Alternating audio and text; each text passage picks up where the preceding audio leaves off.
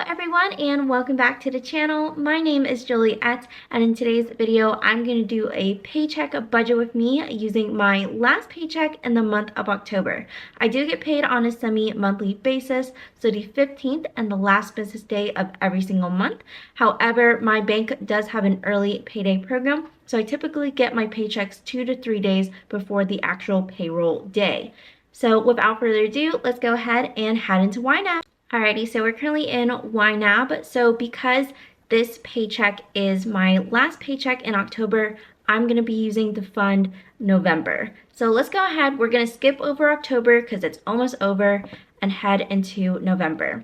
So with YNAB, one of the coolest features is that it does tell you, if I were to select all, it does tell me how much I would need. If I were to click auto assign, it tells me how much I'm underfunded, meaning this $2,292.84 is how much I need to use from my paycheck in order to fund all of my budget categories in YNAB. So if I wanted to make this video like 30 seconds long, I could easily click the underfunded button and all the money from my assigned category would go ahead and get filled into these different budget categories. However, I'm sure that's not what you're here for, so we're actually just going to manually budget all of this money into my different budget categories. So first things first, let's talk about debt repayment. So I am going to go ahead and fund my minimum monthly payment for my car loan, which is $720.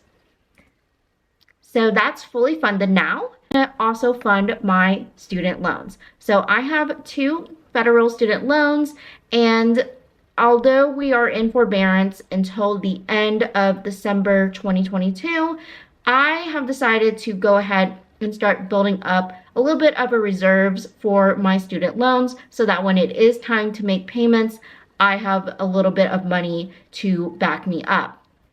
So my first loan has a minimum payment of $130, and then my second loan has a minimum payment of $122. So now all my debt repayment category is funded, which is awesome. One thing about this paycheck is that I'm not going to put anything extra towards my debt. I'm just going to do my minimum monthly payments. And this is because with YNAB encourages you to try to get at least 30 days ahead on your bills. So my intention is that with this paycheck, I'm going to be funding all of November, and then I'm going to fund whatever is left into December. And the goal is that by my first paycheck in November, I will be able to have November and December fully funded, so that when I receive my last paycheck in the month of November, I'll use that to fund January. So I'm technically a month ahead on bills.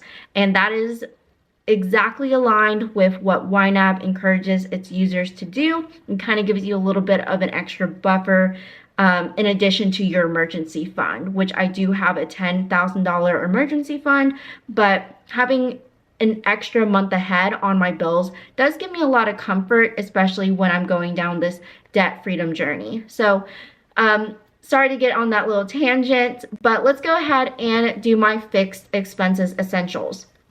So if you watched some of my first YNAB videos, I have already gone ahead and funded some of my expenses for the month of November using birthday money that I received from my mom, my boyfriend, and another one of my friends. So that's why some of these categories are already funded. So all I have left is my rent, which is $800 a month since I split that with my boyfriend.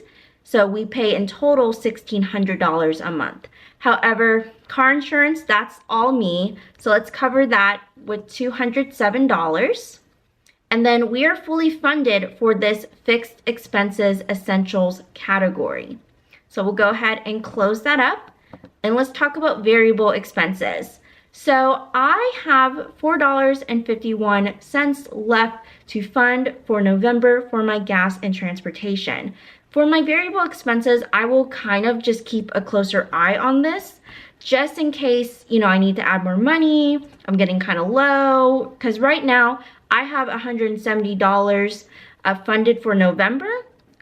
for my gas and transportation. However, I am probably gonna go into work like in person in November just to kind of like show face at my job besides being virtual.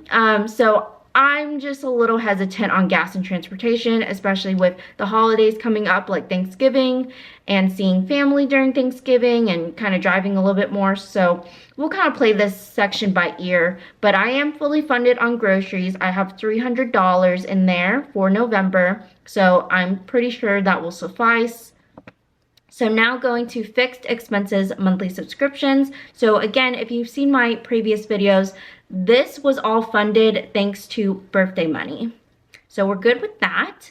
Yearly subscriptions, we're also on track for the month of November. So I've already funded what I needed to in November. I put $14 towards Amazon Prime and my yearly subscription to Dropbox of $10. So we're good on that. But we do have our sinking funds. So I do need to give my dog Dakota $89.67. So now he's fully funded for the month of November. Christmas is fully funded thanks to birthday money. Mint Mobile's also funded completely, but this elopement fund needs some cash. So we'll add in that remaining $199.66. So that's awesome. Heart maintenance is good. Gift giving is good. Fun money, gotta have some fun in November. So we're gonna add $20 more to put us at $50 funded for the month of November. All right, so everything else is fully funded for my sinking funds in the month of November. Let's go ahead now. We have $323.15. So this will all go towards my December funds. So going into December now, so let's just expand everything.